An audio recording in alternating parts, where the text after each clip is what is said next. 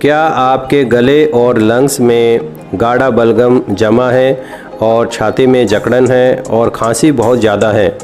दोस्तों, यह एक बेहतरीन कफ सिरप है। इसका नाम है एस्कोरिल एलएस।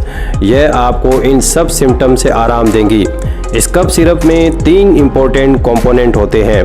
इसमें एम्ब्रोक्सोल और ग्वानिफेसिन दोनों एक्सपेक्टोरेंट का काम करते हैं। बलगम के गाढ़ेपन को ढीला करके उसे बॉडी से बाहर कर देते हैं। तीसरा इम्पोर्टेंट कंपोनेंट लीवोसाल्बुटामोल होता है, जो ब्रोंकोडायलेटर की तरह काम करता है।